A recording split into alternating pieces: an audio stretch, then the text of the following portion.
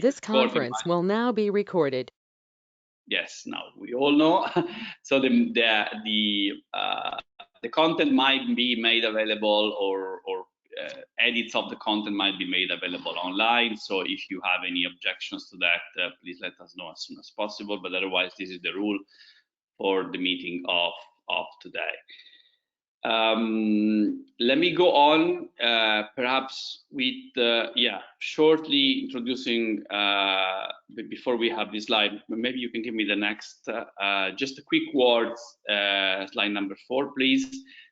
Just quick words about this network of AI companies in Europe, which is the focus group on artificial intelligence. This is a joint group which belongs to the European Digital SME Alliance and to the European Commission JRC. It has been created with the purpose of creating a platform for SMEs in Europe which are advanced in the use and development of artificial intelligence.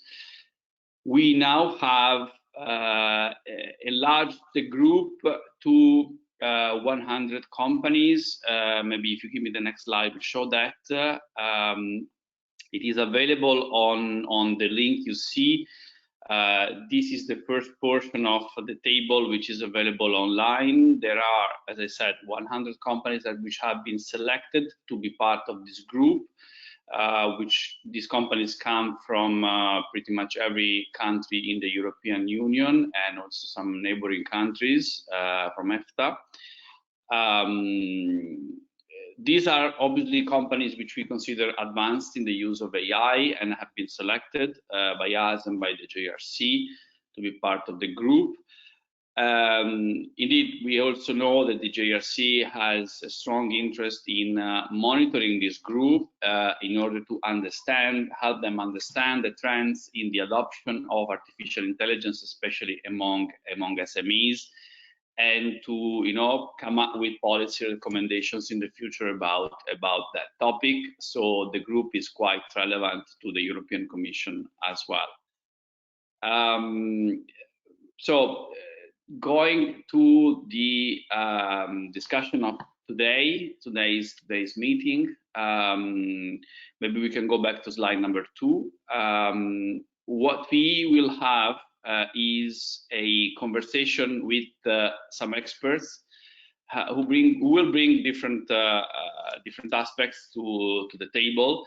First of all, I'm very happy that we will have Mr. Dr. Stefano Nativi, who represents the European Commission JRC. He is a big data lead scientist there, and he will present the work that he and his team have been doing in mapping and looking into AI standardization with the study, which I understand is not yet published, but Stefano will let us know a little bit more later.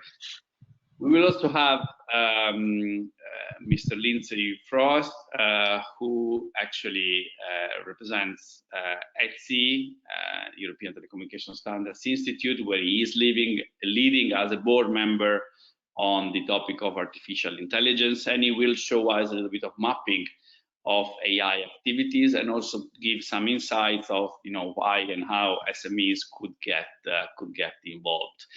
And finally, we'll have Professor Stelian Brad from the University of Cluj-Napoca, also president of a cluster, the Cluj IT cluster. And Stelian will look into more the topic of what digital innovation hubs can do to foster the adoption of artificial intelligence in SMEs through standards, because he has quite relevant experience in that. Following that, we'll have a Q&A session, and I must say we have quite some interesting participants today. Most people coming from our focus group on AI or our standards working group, but we also have other invited people. We have participants from the European Commission, the European institutions. We have people from academia. We have participants from digital innovation hubs. I will certainly give the floor when the speakers have done to Dr. Sebastian Halles-Leben, who actually represents Senelec, because we have a speaker from ETSI, but we also want to give the chance to Senelec to have their say. Sebastian couldn't accept the invitation at first when we were building the agenda, but he then informed us he was available to participate. So we'll make a short intervention just to illustrate a little bit the activities that are happening at Senelec. So thank you very much, Sebastian, for your availability in that respect. Okay, now of course I want to thank the team here, and especially Annika for setting up this fantastic meeting. Perhaps before we start, we could take a quick picture of the participants for our social media. So I wanted to ask everyone if you agree to turn on your cameras and maybe smile, say hi, and my colleagues will make sure they take a picture. So we see some nice faces on the screen. Hello, everyone. It's nice, really nice to see. It's a pity that we cannot give the floor to everyone right now, at least. Let's see. I don't know if GoToMeeting will hold all these cameras, but let's see what the software can do for us. Yeah. Yes, I think it tells me already that we're at the maximum. So we may take a screenshot now and then we can take another one. Yeah. Okay. Good. Let me know when it is done. Okay. Hi, everyone. Smile. Good. Excellent. Thank you. Thank you very much. We could do, if the people who had their cameras on now could turn them off and allow others to join, because yeah, good idea. Okay, well, now it looks a bit empty. It's coming. Wait.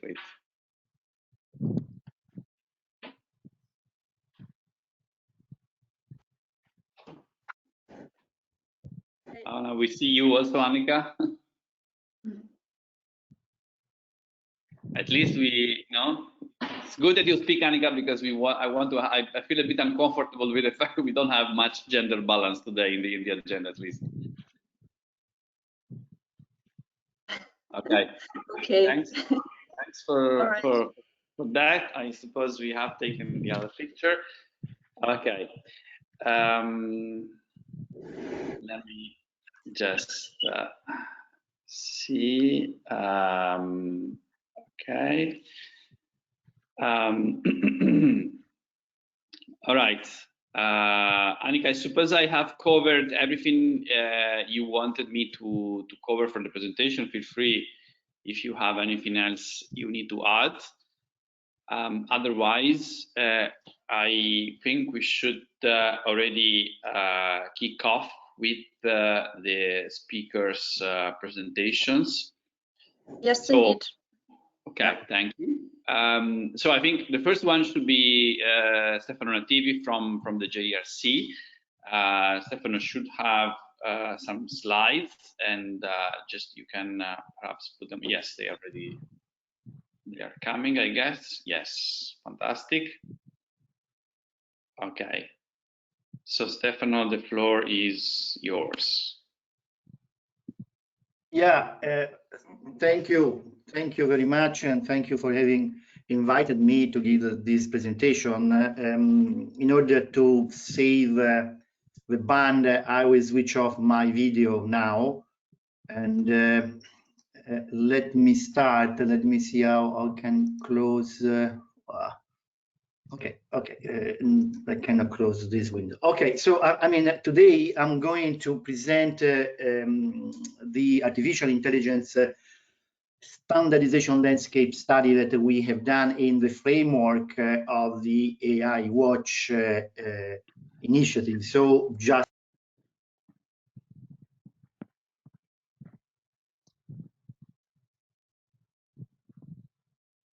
I think for some reason Stefano just disconnected. Yeah, and I don't see his slide either. Okay, let's give him a few seconds. Let's see if we can get him back, because otherwise, I suppose we could start with Lindsay while we wait for Stefano to try again. Yeah, I don't see him coming back. All right. Lindsay, are you ready anyway with your presentation in case? Yes, I can anytime. Right. Well, then I suggest you take the floor then, and you start the presentation, and we take Stefano after you. Okay, one moment. Yes. Good. We see your screen. Very good.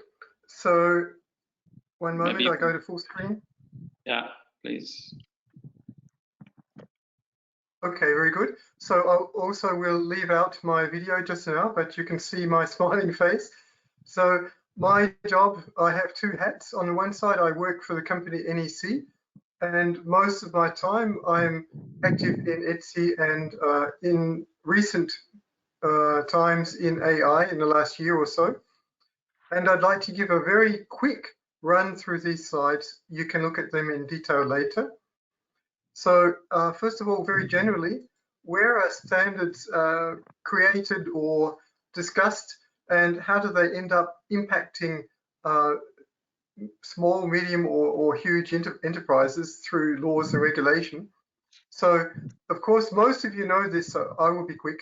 The citizens, the parliament, are discussing many things, including directives, which mean you eventually will be impacted by national government regulations and regulations from the Commission, from the Parliament, and help from the Commission on funding programs which were just discussed, for example, and research, and of course, a very famous rolling plan for standardization. If you don't know where that is, then I'll put the link in the chat later. The industry, the experts, they're all impacting the standards organizations like Etsy or CEN and Centelec, globally in ISO. Over here, I put in ITU as well. And it all ends up somehow impacting our ecosystems. And the Commission is trying to get a lot of activity through Digital Europe, through Digital SME, through Orgalim and other organizations to impact the standards so that they actually work to generate hard copy specifications which can be used in regulations, can be used in purchasing, and can be relied on. And it's a long job. So in case you are looking to see what impacts you, then I made this map or whatever saying what happens when, who is doing it, and where, but where is a very long list. Basically, at the end of the story, you have the certifications or the legal requirements which every company has to follow when they make certain kinds of products. But the beginning of the story is technology, its alliances, its patents, then various standardization work, the Parliament looking at social and economic issues, the Commission working on things, briefing documents, rolling plans, etc. So somewhere between the start of the thing 5 years ago and what happens next year is where you'll hear about it and have a chance to influence. So when looking at all of that, which standards bodies or alliances, besides of course Digital SME, should you consider to be worth watching or even influencing? So regarding AI, you've got, depending on your application or business area, you've got energy issues, health issues, mobility, sustainability, manufacturing, and for each area you'll find various alliances or agencies or government supported groups which are helping to spread information and gather requirements. So where you go depends on what you do. And the problem is, if you go looking for specific information about AI specifications, Stefano will tell you more when he is in his talk. Basically, you will find material which is very fundamental use cases, definitions, roadmaps, and so on, right through to the end of nitty-gritty protocols for exchanging information or the societal impact of bias in AI and so on. And if you then go looking, if you're looking for, I don't know, security, where do you go looking? Then you have many different STOs which are doing something somewhere. Now, I'm mainly working with ETSI, so most of my information today is about ETSI. But I'm also working with the Standard ICT project funded by the Commission, which is trying to get this kind of map into your hands in a kind of click-down, searchable way. So let me introduce ETSI briefly for those who don't know, and then I'll get back to AI. So basically, anything related to ICT is in the mission plan for ETSI, and there are about 1,000 or 2,000 standards per year. And luckily, we have about 26% members are SMEs. So the input is coming from you and your colleagues, and the output is going through into freely available, clickable PDF standards documents, which you can get here. Now, this page has got some helpful search criteria, so you can do a very high level search or go into more detail. But in particular, if we look through at the opportunities for SMEs to influence the standards, if you do join ETSI, as many SMEs did or do, you'll find the backgrounds of the SMEs in ETSI are a big bunch from manufacturing, another set from consultancy, and also many from network side, from telecommunication side. But roughly 50% of the documents created by ETSI have SME persons who are the editors, the rapporteurs of those documents. So a lot of people have found it worth their time to influence what's happening. And here are reasons why it's worth it, starting with finding people, finding out what's happening, and going through to interoperability testing and visibility to many potential customers, in fact. So bringing your SME requirements to ETSI, the main thing to keep in mind is the biggest issue. If you want to change something, if you want to change a lot of something, then you'll have a hard job. So it's better to get in early so that people don't get frozen in their ideas, but just be prepared to argue.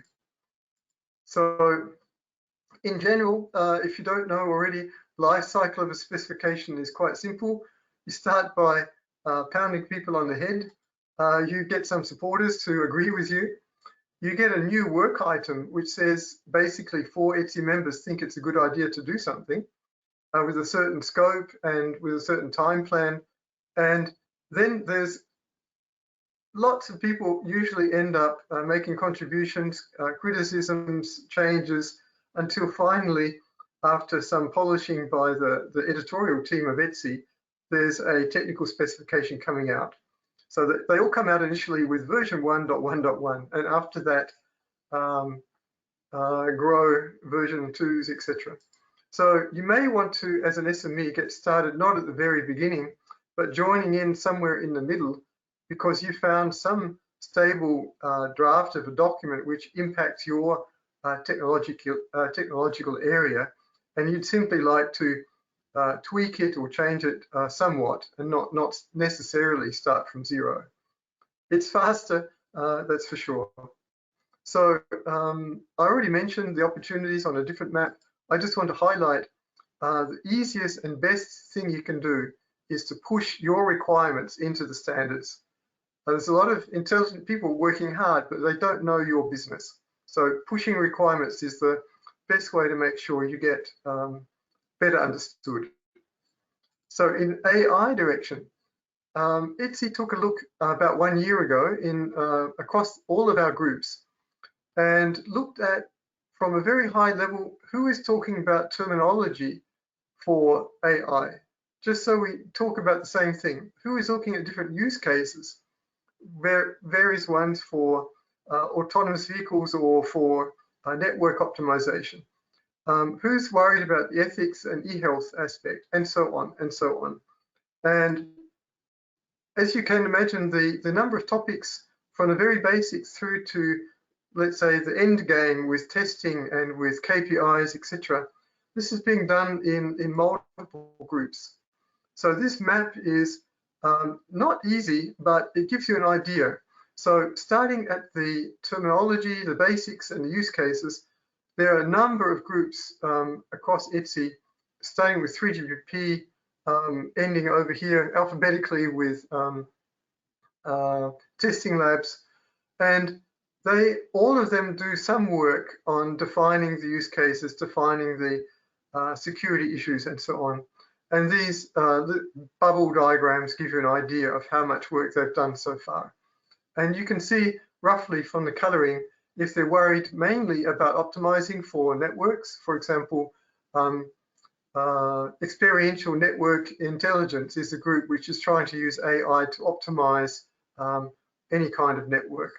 Ethical requirements are in there mainly on the e-health side. Reliability comes in quite often in groups, but mainly on testing. Security issues, we have a big TC Cyber group and also a focused one on securing AI systems. And finally, for managing and characterizing the data which is needed in the AI, there are a number of groups which are doing that. So 1M2M, of course, Smart M2M, ISG SIM. Look at this white paper. We plan an update in the next 3 months, but that gives you a good idea. So I ran through that PowerPoint in 11 minutes. If there are any questions, I hope so. If not, I'll turn back to the team. Thank you. Thank you, Lindsay. The way we thought was we will give maybe a couple of 2 or 3 minutes if there are any immediate reactions, and otherwise we'll take all the comments and questions in the Q&A session later on. So if anyone wants to ask a quick question to you, Lindsay, you can perhaps just write in the chat and raise your hand, or you know, just signal it in the chat, and I'll give the floor. Otherwise, in the meantime, maybe Annika or Rosanna, have you been able to talk to Stefano and see if he can present his slides, or should we postpone that?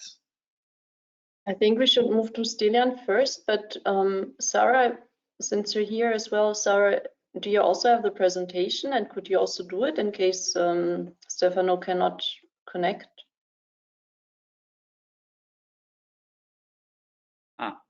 Yeah.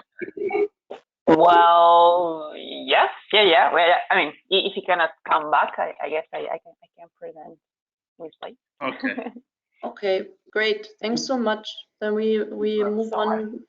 Give him a few minutes, so we can first move to Stelian, and then it would be great if you could jump in. Let me just take one quick question, because I see that George Giannakopoulos had a quick question for Lindsay. So George, you can maybe take the floor and explain your question. Thank you. Even though Lindsay already more or less answered, the question was if ETSI also contributes to the standardization of education, even though Lindsay, I think, answered about educating about standards is the inverse, let's say. So I'm asking essentially if there exists a working group about the standardization of education or vocational training on AI, Okay, so I'm trying to focus on AI. So do we have standards, ongoing standards about the education on AI? Because I feel that education on AI is in itself a very big issue. Thank you. Okay, thanks for the question. No, ETSI are not experts on the best way to do education, either on AI or something else. But I'll put in the chat in a few minutes the links to our pages where we try to explain for educational bodies to reuse how standardization is done, where it's done, etc. And there are several universities already offering courses in AI in various ways, not just towards research. So I think I've got one link as well, which I can add to the list, but it's outside of my field. So what I just said is all I know. All right. Thank you, Lindsay. With that, I think we can already give the floor to Professor Stelian Brad for his presentation, and then we'll see if we can get back to Stefano or Sarah for the JRC presentation. And thank you, Sarah, again for the availability to step in. So Stelian, please. Yeah, good morning to everyone. Nice to have you again and having me in your webinar. I'm really happy that I've seen also many colleagues and friends that attending this presentation. Yes, standardization is a big issue from several perspectives, and especially for emerging areas such as artificial intelligence. It's even more challenging, but also I would say that very useful for the end user. So my presentation will be today with the focus on the adopters of standards, and in this particular case for the adopters of AI standards.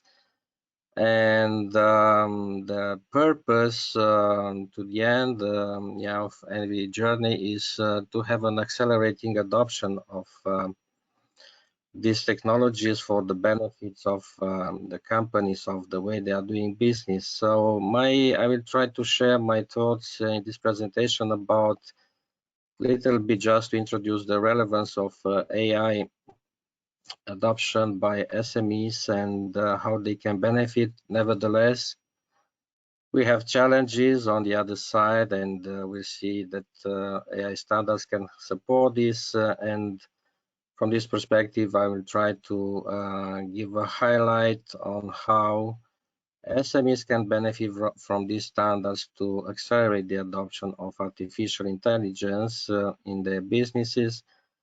And of course, to the end of the presentation, I would like to highlight the need for an ecosystem, a functional ecosystem that is capable to foster the adoption on one side, as well as on the other side to provide insights, feedbacks to the creators of these standards, such as to facilitate the adoption. And in this respect, we'll see that digital innovation hubs, and especially European digital innovation hubs, could play a tremendous role to reach this target. But before of all these things, it's important to position ourselves in this landscape, and we have to say that the interest for policymakers, for all institutions that have a top-down approach, is to see small and medium-sized enterprises transforming from, let's say, traditional or very, very traditional practices in some cases towards something that benefits from the use of data to enhance the horizon of understanding their business ecosystem and to do things in a more effective and efficient way. So I will say that even today in our landscape, we have SMEs that are very, very traditional, so about 1.0, through some of them who succeeded to introduce automations to the level of their business processes or to some of their business processes. Nevertheless, it's still a challenge for many of them to exploit the data they can generate. Because we would say that still we have a challenge in generating and collecting this data, but having that to use them for introducing more knowledge into the business, so understanding better the way they are doing the business, and of course from here to improve the things. And in this respect, we have to see a kind of qualitative change to the level of SMEs towards reaching this level. And because today the business environment is becoming so complex, being compliant with different things is not anymore a kind of competitive advantage or relevance on a sustainability of the business. Not even having an operational excellence, but today we have a strong challenge to have an alignment to add values in the supply chain as well as in the value chain. But the challenges move even further because we have so many SMEs connected in a globalized business environment. They have to differentiate, so they have to create more value, bringing a competitive advantage from this position. And here AI can bring a strong contribution. And there is even something more. I mean, how we create value beyond, let's say, the current paradigm of value, meaning how to create value beyond the logic of the capital. We should not forget, or we must not forget, that even Europe or the world is facing with climate change. But beyond this, we have adopted, including the initiative of the United Nations, the Sustainable Development Goals. And when you look to these goals, we can place very well in different boxes of the business model of companies. Whereas when you look on how we are doing things today, we see that in the business world, we have created a strong unbalance among different systems to the social development level, as well as to the capacity, to the supportive capacity of the environment. And we have, in this respect, the issue to include also the environmental aspects in the way we are doing business in the equation of competitiveness. And in this respect, companies should optimize their strategy execution. And here we have the artificial intelligence, because through some specific processes, we can deploy the strategy through something that we facilitate the optimization of the things in the companies. I mean,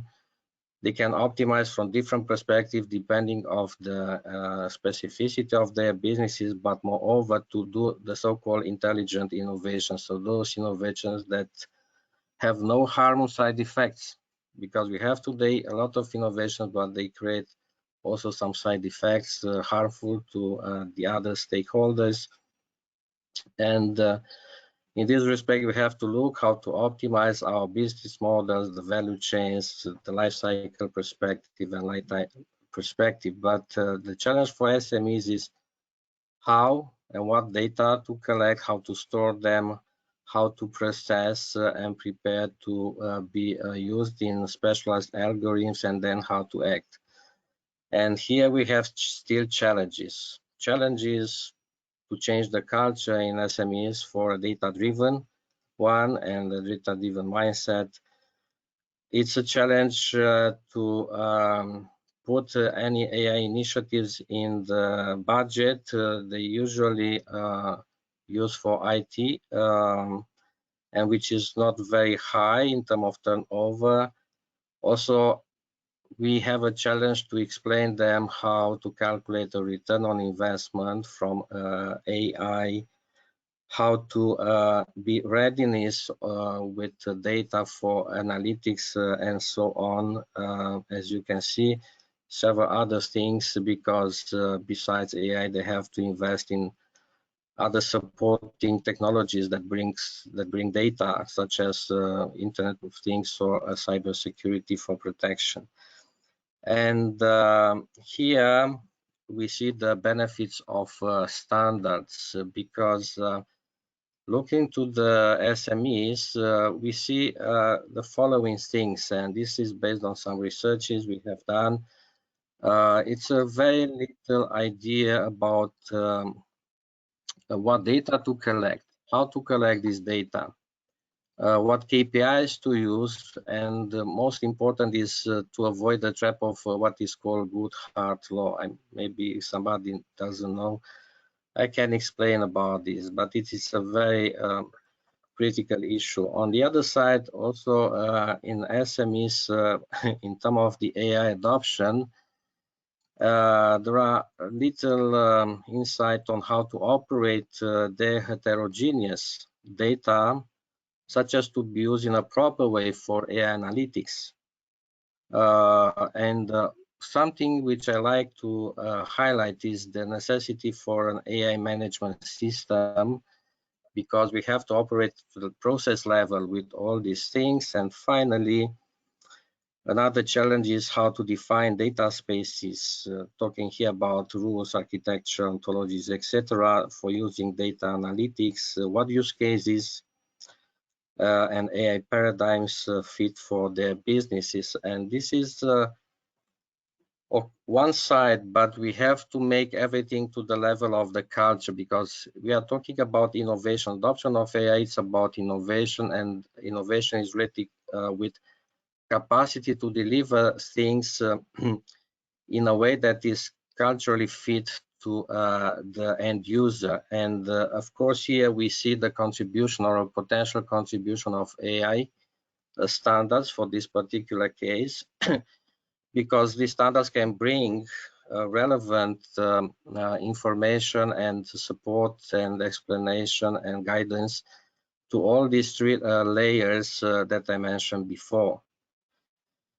But it's AI standards, it's a necessary thing, but not sufficient condition, because standards are focusing on giving recommendation, but let's say they cannot claim they cover everything. And it is, yeah, definitely not possible. They establish minimum levels of performance and quality and optimal condition, but we need something a little bit more. And I'm talking here about the moment where SMEs should deploy the AI standards to their businesses, because in this respect, we have to talk about specifications for application or norms for applications, and it's quite difficult to say that institutions responsible for standardization to cover these things. So it's a huge work with application in the context, and here we see the Digital Innovation Hubs, because by their mission they will have a close connection with both SMEs and with the world of standardization. And because they are focusing on digital innovation, of course, they should be in close connection with the institutions that design AI standards. And of course, they can contribute in this world by designing or customizing the specifications for applications, and finally also to assist SMEs in the adoption. Of course, there is one side of the story when the two worlds are running in parallel, the standardization world and the SME world. So this is a risk we have to avoid. And in this respect, as it was mentioned before by my colleague, it's a necessity to bring SMEs representatives in these technical committees. But even here, even we allow the risk, there are some other challenges, because it might happen that SMEs and the dynamics of designing the standards to go in a not very synchronous way. So therefore, we should have something in this loop. And we see here the digital innovation hubs as a gate where you can stop and see the fit of the two worlds, and the digital innovation hub can contribute with their expertise also to the design of the specifications for application on one side, but also to support SMEs on the other side for the application, and over the life cycle of this process to put the tools together and let's say to fine-tune different things, and also to enrich through this process the quality and effectiveness of the standards. And to the end of the day, we should have developed such an environment where digital innovation hubs will be capable in due time to collect relevant use cases from the SMEs in the ecosystems to transfer this to the experts and expert groups working on the AI standards.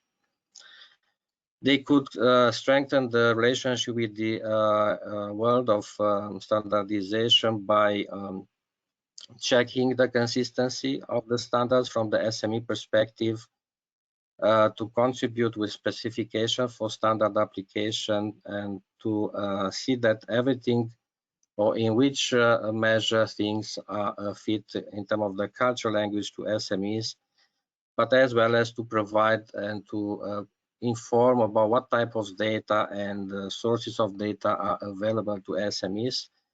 And from the AI standard world, we see a strong contribution for DIGITALs to reach their mission, because standards can provide rules, architecture, and other information. So it's a continuous loop where we have to make to observe things, then to make reflection, then to realize, and then to build. And if we will succeed, this is a vision that I'm sharing with you, such an ecosystem, we will succeed to adoption of AI, because to the end of the day, and this is the message, if companies think in terms of business model, we have to think also in terms of business model for any kind of initiative at EU level to adopt new things, either AI or cybersecurity or other things that such as circular economy, they are very much valuable for our society. So with this being said, I would like to thank you for listening, and I'm open here for questions. Yes, thank you, Stelian. And maybe we can take some immediate questions if there are any. Otherwise, we will wait. Yeah, no. Go ahead. Okay, I don't know if who was that? This is Stefano. Can you hear me? Yes, Stefano, your presentation was cut earlier, but you can indeed now go through your own slides, and you will be the last of the speakers before the Q&A session. Yeah. So if you can share your slides, otherwise we can do it from here. Let me.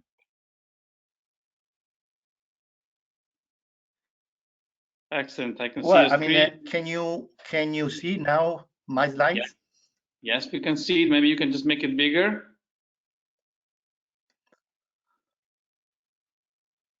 Is this now the time? I'm trying to find out because part of the screen. Yes, Sorry? that one. Okay. Excellent. Now I can see it. Okay.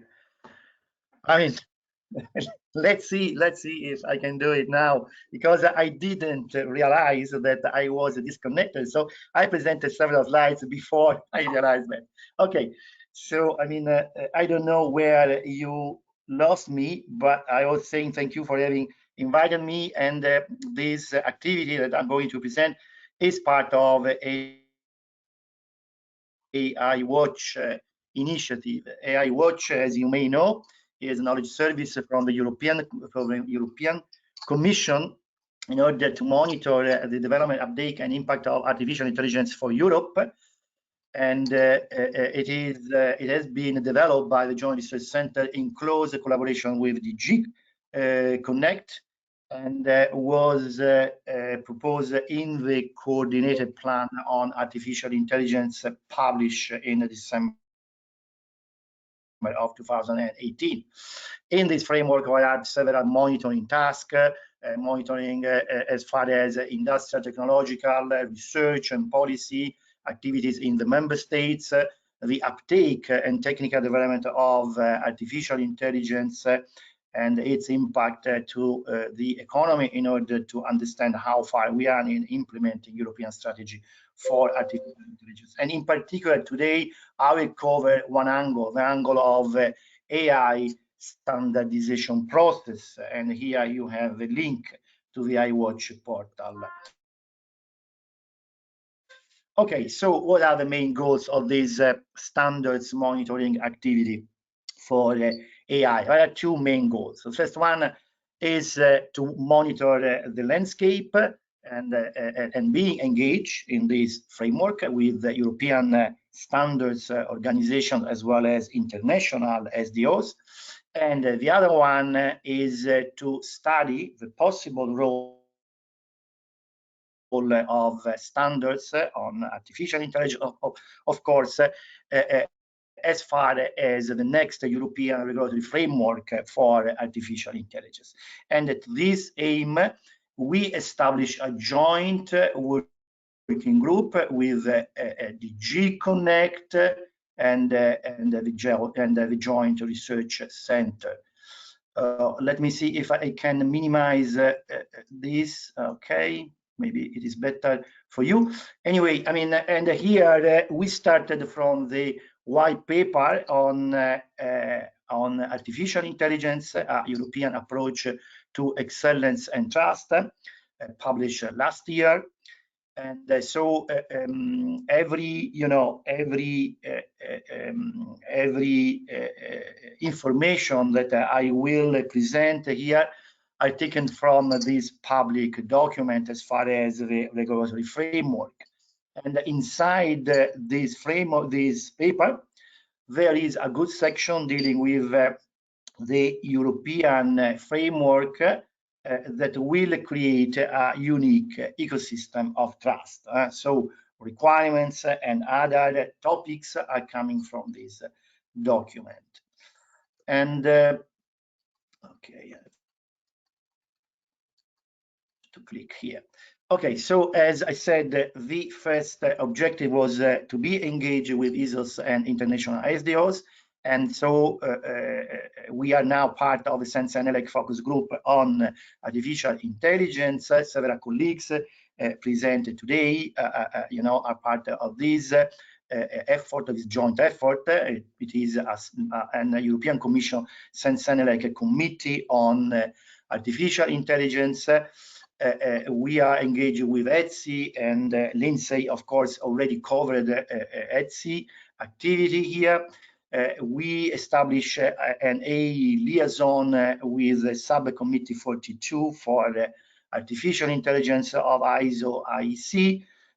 We are co-chairing the environmental efficiency for AI with I2T. We collaborate with OECD and IEEE for the standard series P7000. Let me also mention that at the end of last year, we started a fruitful collaboration with a project funded by Connect, which is called STAND ICT, which was particularly useful in the study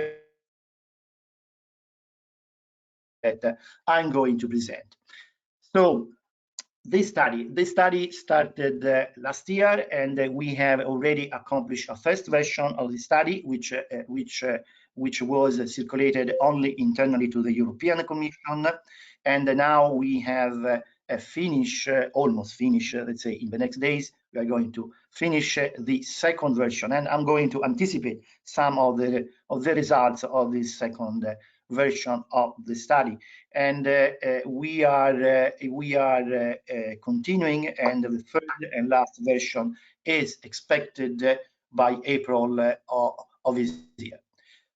What is our methodology in order to survey the AI landscape and map it onto the regulatory framework? So, as I said, we started from the white paper and subsequent information and inputs coming from the European Commission. And so according to this scope, we started collecting possible relevant studies, documents, specification, standard working items, etc. And this is our population. This is the whole population that we analyze in order to recognize what are the most or more relevant standards to be considered for the scope of the regulatory framework. Then we map this subset on the set of requirements of the framework, and finally analyzing this subset, we came up with some recommendation, possible gaps, and future activities. Clearly, I mean, the result of these studies does not aim to provide any form of endorsement from the European Commission on the content of any standards or specification mentioned. Okay, so as I said, we collected valuable information, and we recognize a set of AI standards that we call the population, the starting population. And we counted something like 140 different standards. We organize for our analysis into bidimensional space. As you can see, I mean, we roughly characterize them according to basic versus implementation standards, horizontal versus vertical. This was useful in order to understand more and analyze their objectives and their scope. And we recognize those that are dealing with AI high-risk applications,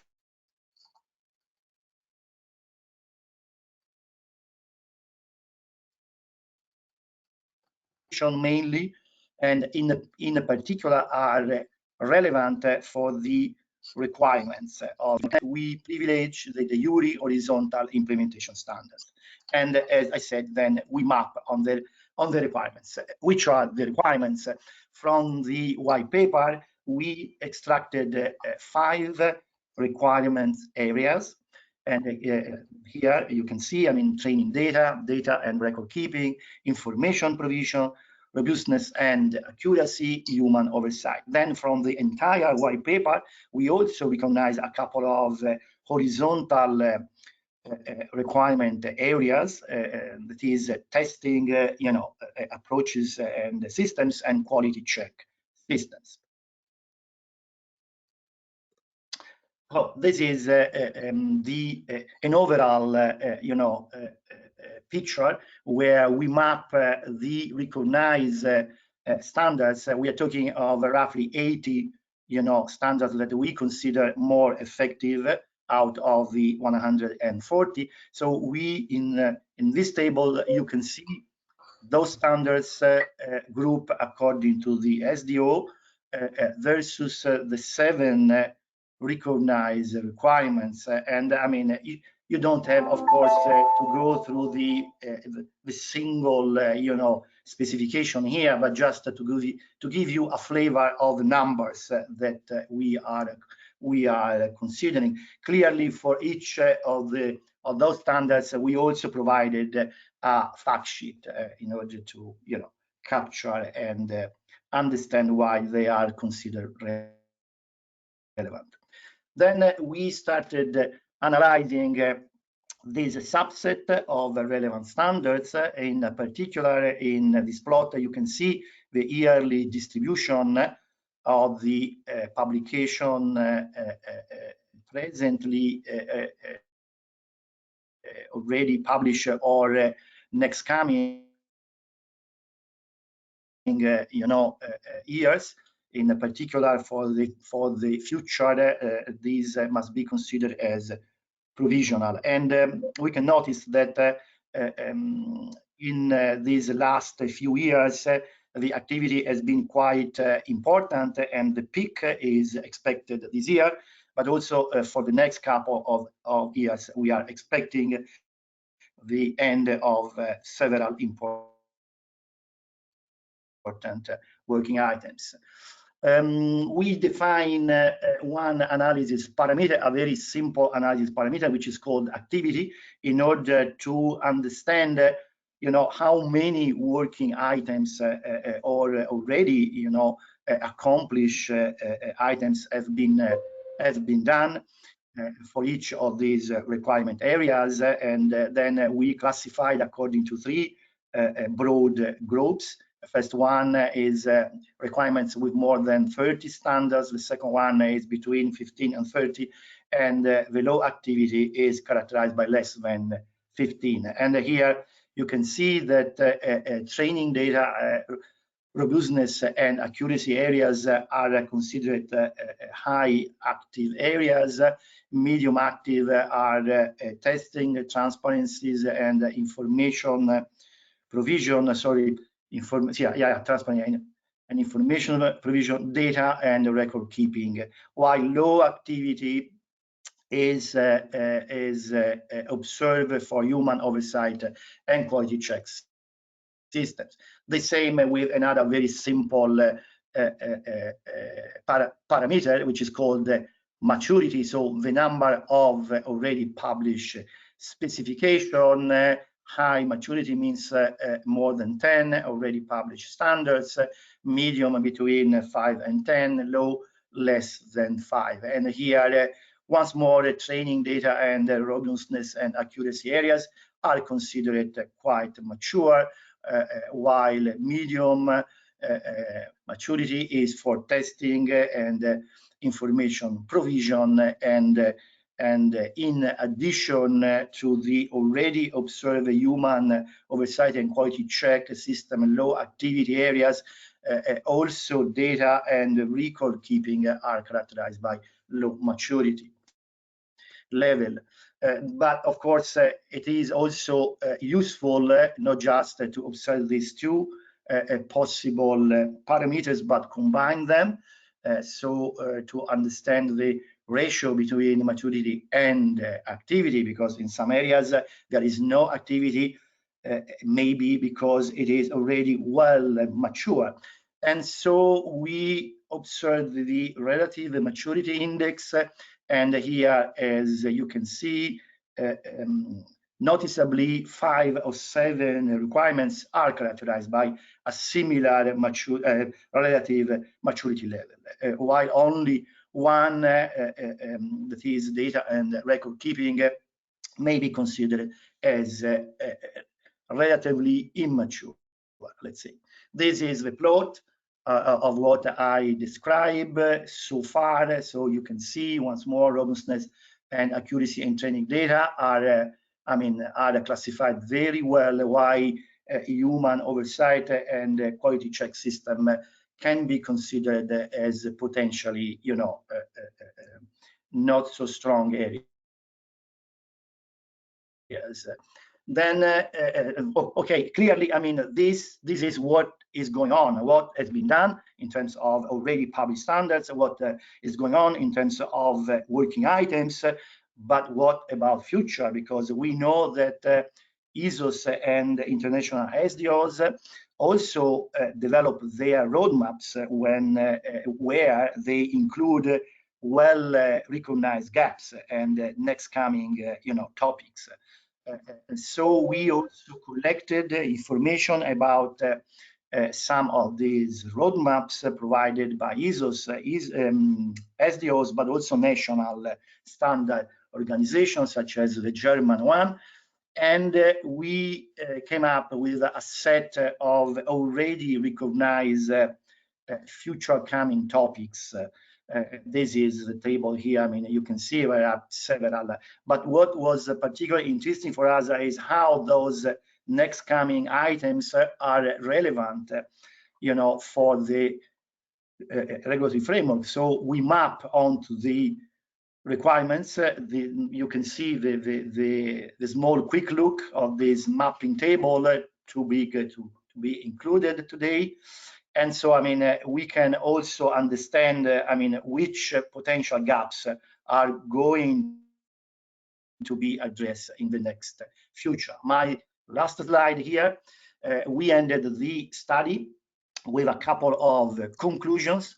In particular, we recognize two trends, medium and short-term trends in AI standardization, always as far as the scope of the regulatory framework is concerned, not in general. And then we have drafted 6 preliminary recommendations dealing with possible recognized gaps and possible facilitating action by European Commission, and finally future activities. Well, as I said, this is the second version of the document, so in our opinion, it is ready to be circulated to the stakeholders, so not to be fully published, but at least to be, circulated to the stakeholders such as ISOs and SDOs in order to get valuable comments and feedbacks.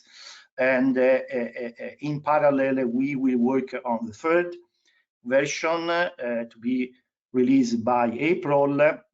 And our aim is to go in depth to the recognized standards and to move on with our initial analysis and recommendations. And as I said, we would like to make the third and final document public. And Stefano, I see you finished. Sorry. I wanted to ask you to wrap up because we are a bit short in time. I finished. Okay, great. So thank you very much. I think the presentation was quite exhaustive, and we understood your study is quite detailed. Maybe with this, we open now the floor to the last session, which is the question and answers. Perhaps I wanted to start, as I promised earlier, with Sebastian Halles-Leben, because he is the convener of the Sensenelec AI focus group, so he can bring in also, on top of the ETSI perspective, also the Sensenelec one, and so maybe you can just quickly, Sebastian, illustrate what Sensenelec are doing in this area. Yeah, thank you, Sebastiano, and thank you to the 3 presenters. There's a whole raft of very, very useful information, I think, which I hope gets disseminated even beyond the group listening today. So let me kick off by briefly kind of complementing what Lindsay said. As you said, Sebastiano, I'm convening the Sensenelec AI focus group. So this is kind of pillar 2 and 3 next to the ETSI pillar 1 in European standardization. And we finished our roadmap report last October, which in particular focuses on the areas that are important from a European perspective and are not well covered by international activities in SE42. So this includes issues around an ethical use of AI, risk assessment of AI, certification of AI, and also the whole topic of research that is needed to even enable testing and certification of AI and also standards of AI in general. Whereas the more technical issues are, of course, better handled at the international level. So at the moment, the AI focus group at CENELEC is transitioning to a so-called AI JTC, so a European Joint Technical Center, again, a joint activity of CENELEC. And that JTC essentially will have three roles. The first role, as I said, is to define specific European standards. The second role will be to analyze and adapt the international standardization landscape and for example, adopt standards coming out of SC42 for European purposes. And the third role will, of course, be pre-standardization work and also continuing that very close collaboration with the European Commission and other policymakers and also other SDOs, including ETSI, and a very big shout out to Lindsay for a very, very good cooperation there. I'd also like to briefly comment on Stefano's notes on the AI Watch, just to say that this is an extremely, extremely important service, if I may call it that way, in particular to SMEs who simply do not have the resources to keep an eye on what's happening in the AI landscape. And I really, really commend the European Commission investing resources into providing in-depth landscape information like this. That's absolutely invaluable. And finally, a brief comment or maybe a question to Stelian as well, the idea of digital innovation hubs. So if I understand it correctly, it seems like a two-layer picture. So that's standardization done by standardization experts. And then there are the digital innovation hubs, which are more around best practice and about kind of connecting companies with standardization. Now I look at it with a kind of with a laughing and a crying heart. With a laughing heart because I think this bridge is missing or has got lost in many cases, but with a crying heart because originally standardization in itself was supposed to be that bridge.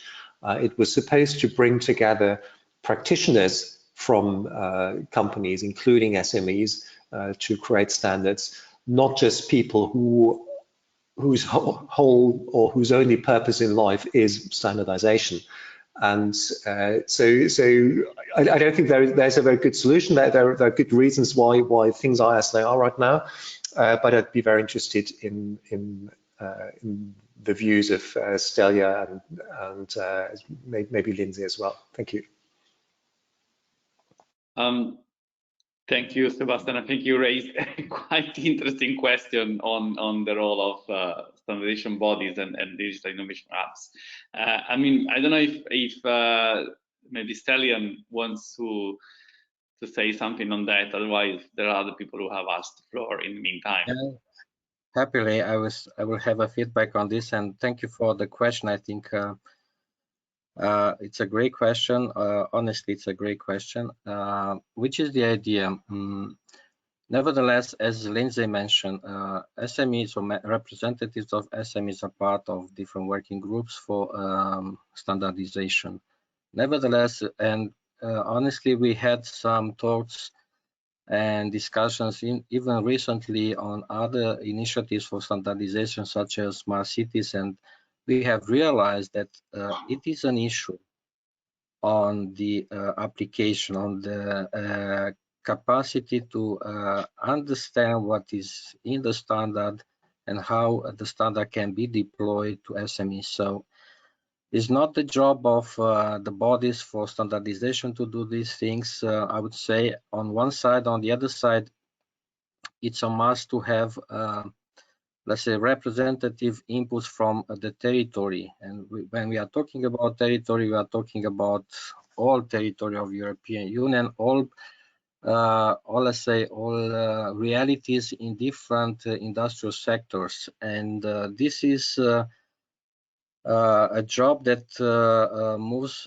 beyond the standards, and I'm talking about specifications for applications, guidelines, details for maybe for specific sectors, etc. So because digital innovation hubs have this mission to deploy digitalization within companies and more in SMEs also, I think they can be supported by the standardization body on one side, that it is the mission, but on the other side, we can bring information from the ground. Sometimes KPIs that are mentioned in the standard, in different standards, are not consistent with realities. And this is one of the challenge.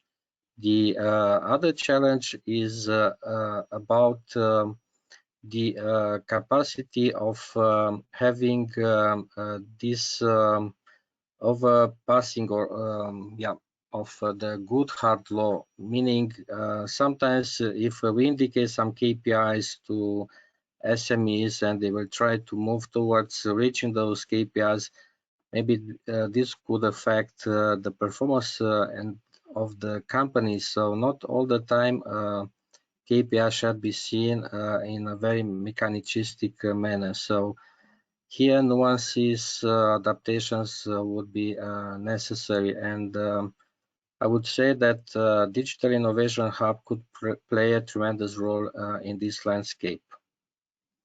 Yeah, thank you, Lynn. Thank you, Stella. Maybe maybe we could take some other comments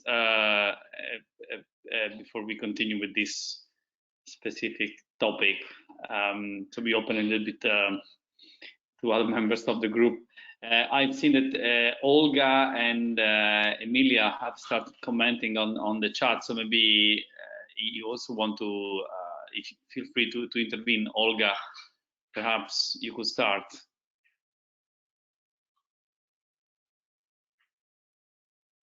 Hello, can you hear me?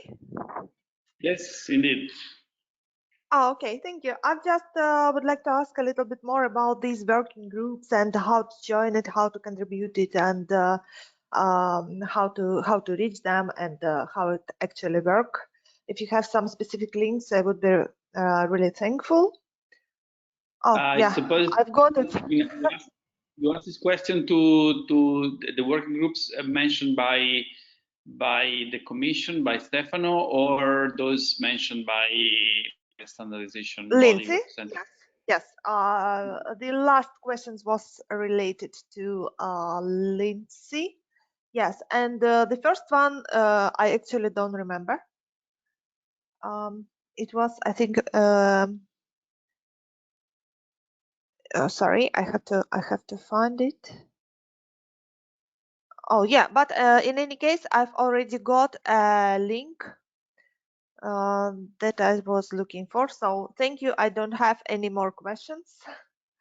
Okay, thank you. I think maybe Sebastian, just to quickly jump in, because Olga, she's from the focus group on AI, as many of the participants, and particularly their company is active in the health sector. So I think it's really interesting to see the links here, you know, to help the companies in a specific sector connect to the right groups. So what Lindsay is showing now, indeed, maybe over to you, Lindsay. Well, I did not want to steal. I tried anyway to just point that many different groups like this one, like Digital SME, you have active and expert people who get together on a topic which interests them in particular. So then finding such a group is sometimes some trouble, but once you do, you can link up with their expertise and really leverage what others have already done. So it's not just the regulatory side. As someone mentioned, the best case or the guidelines can save any company a lot of work. So just a very brief run through the different STOs, they all have their, and groups, they all have their different rules to be a guest or to be a participant or to be an active member with possibility to vote on agreeing or disagreeing certain specifications and so on. So the first thing is to look where somebody is doing something interesting, and then to see how to get information, and then to see how to join. And really, this is best done through an alliance like Digital SME, or through one where you're active yourselves, because you can, this groundwork can be done jointly, and you don't have to have 100 emails going out to these groups. But very briefly, in ETSI, there's two kinds of groups: the technical committees, which you have to pay to be a member. For a small company, it's like 2,000 euros a year. And for big companies like mine, it's, I don't know, 150,000 or something. But the point is, they do a lot of work in very broad topics. But there are also small groups called ISGs, industry specification groups, and they have a very low barrier to entry. So it's basically free. And they are working on specific topics for securing AI is one. And there was another question from Olga about e-health. There's a group for making standards for apps to reduce or to help with contact tracing on Corona. Some things are active in ETSI, but also in SEN and SENLEC. Sebastian can talk about that, but it's there are also groups where it's easy to join, and others where you need to go up through a national standards body, etc. So the focus group on AI is one which is pretty easy to join. IEEE, and so on and so on. I won't steal much time, but if you have questions, we can briefly mention many of these. Yeah, thank you, Lindsay. I mean, I think it's clear, and of course, it's a bit of a complex picture, but there is help available to find the specific groups for each of the specific, interests. Perhaps if Emilia wanted to ask her question, unless she has been answered already. Or I had Daniele, Emilia. Thank you for the opportunity. So I had 3 points I wanted to address. I addressed already 2 in the chat. I think the answer was not there yet. It was, the first one is for Professor Nativi. In his presentation, he emphasized where we have gaps. And as a SME, we need to carefully choose where we get involved. And I noticed there was mentioned that data and record keeping has a low maturity, and there is no not enough, let's say, content on that. And it was treated, I remember in SC42, it was, for example, treated as we have GDPR, General Data Protection Regulation, so maybe not more is needed in data. Should we expect that there will be more on this, on data and record keeping? Is it advisable to have more work on the specific standardization on AI, which is SC42 and other groups? Or do you think it's low maturity and low activity because it's not needed? Yeah, okay, thank you. Thank you for your question.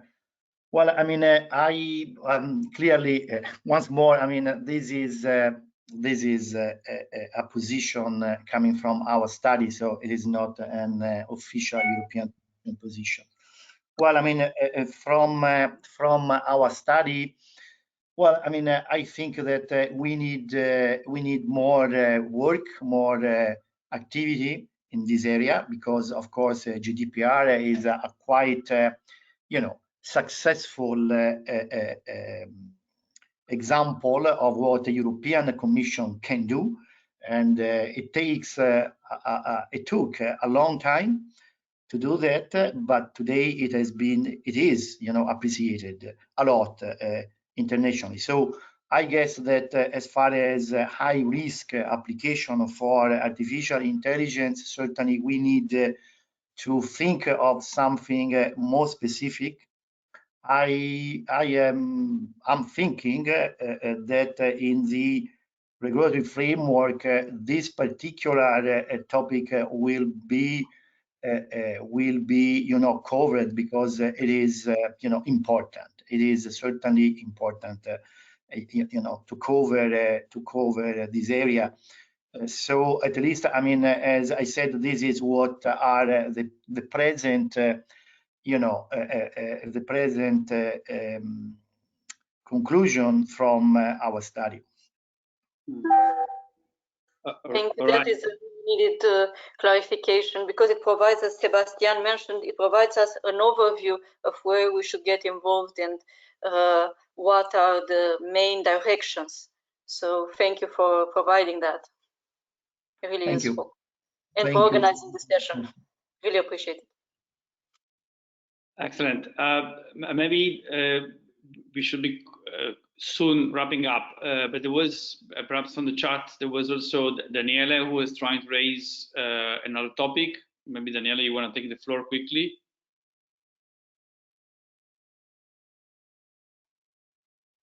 But you should unmute yourself, perhaps. Okay, sorry. Thank you, Sebastian. I ask about the international standardization organizing like ISO, ITU, UNCFACT, and I think that it's necessary to have a common position from Europe on this technical standardization body, and I think that it is important to have an autonomous European standard only in the vision that also Sebastian wrote after in his answer about the point that are relevance or a priority for Europe, like he wrote as an example the ethics questions or GDPR, and this is very important and is relevant that the standards are based on voluntary use, but they represent the state of art. So all the market use the standard. Is not mandatory, but is the best solution. And in this point of view, I think that Europe will be play a central role on the development of the standard on the ITE. Thank you. All right. I don't know if Sebastian or Lindsay want to respond or elaborate on that, which was more than a question, perhaps a comment. Maybe 1 minute each. So my 1 minute would be, I think the key thing is to get some idea ourselves, see then on different international basis what's happening, and try to converge.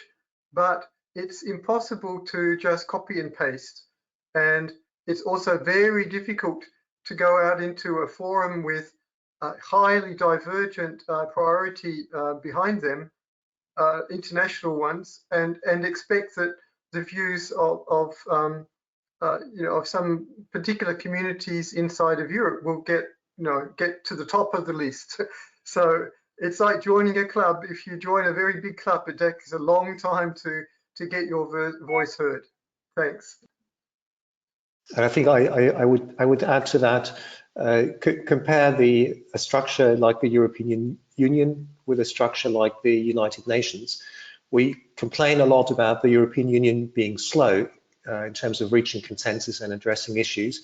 But if you compare that to the United Nations, it's even slower because so many other interests from across the world and conflicting interests need to be taken into account. And it's the same with European versus international standardization. Having said that, of course, everything that can be standardized internationally should be standardized internationally. So most of the technical aspects of AI are, of course, the subject of international standardization. And a final remark on that, what we see specifically for AI is a very tight integration of standardization and regulation, much tighter than for many other areas. And that, again, is an argument in favor of having some of the standardization at European level. But the question you're asking is a question that has been a very active topic in the Sen-like AI focus group all the way through the past 2 years to kind of find the right balance there. Yeah, thank you. Let me also add on that issue, which I think you mentioned, Sebastian, the very close relation between AI regulation and standardization nowadays. And on the international aspect, we learned that there are some concerns. Some people have mentioned the GDPR among our discussion today. There are some concerns that standards being developed in ITU on facial recognition, which is obviously AI related, introduce ethical principles which are not fully compliant with the European GDPR. So there is, of course, a need to set the European way, either through European norms or through enhanced participation of European stakeholders in international standardization bodies like the ITU, where, of course, we see other regions, particularly China, being extremely present, well-funded, and having invested a lot in steering the agenda of these international standardization bodies. But that's perhaps a more complex subject than the discussion of today. So unless there is any last important remark from anyone, I'd like to conclude. I see. Wait, before I conclude, I see Omar is asking for the floor. Perhaps Omar, you want to say the last comment, and then we will conclude. Yes, thank you, Sebastiano. Just a note and maybe a question to Lindsay, if there is time. If there isn't, that's okay. But a note in relation to SME participation in the different standardization bodies and committees. It is indeed a complex issue, but we are here, as Lindsay said, to help facilitate this participation. Currently, as Digital SME and SPS, we have representation in the ETSI ISG AI group, so this group can also communicate in order to facilitate any work there. At the same time, there is a call every year from SPS also to include experts who would like to participate in standardization organization. They will also finance them as well as Stand ICT, as Lindsay mentioned. And this could be also a great opportunity for you, if you are interested in some specific standardization work, to get financed and get working on AI-related standards. At the same time, since it is a complex process and there are many groups that you might sometimes feel lost, I would suggest to start with a holistic approach, as Lindsay showed in the presentation. Maybe the rolling plan on ICT standardization would be a good place, because it's like a catalog showing what's going on in standardization. And for example, if you are interested in AI, then you can see all the activities related or the active groups related in standardization in AI within different organizations. So this could be also a good place to start your way. For example, make your mind on going into one of these committees or joining these committees, and then apply to SPS for funding to represent there. We are here ready to help you in that case, and I will be sending this information in the near future. I'll save my question to Lindsay for other time. I think we are past the time. Thank you very much, Omar. I think we are already 5 minutes after the end of the meeting, so I'd like to wrap up and conclude. Indeed, Omar mentioned very important elements of the support that Digital SME as an association is providing to SMEs, including the funding. So I would like to thank everyone for participating, the members of the focus group on AI, the members of the working group standards, our SBS colleagues, the DIH representatives, and especially the three speakers who intervened today.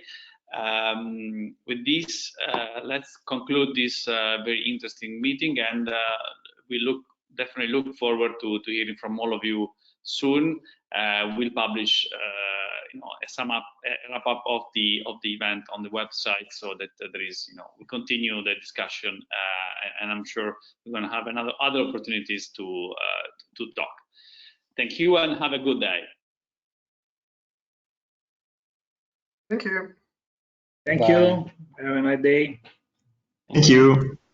Yes, thanks so much. Very interesting. Bye. Thank you. Have a great day. Bye-bye. Bye-bye. Thank you. Have a nice day. Bye.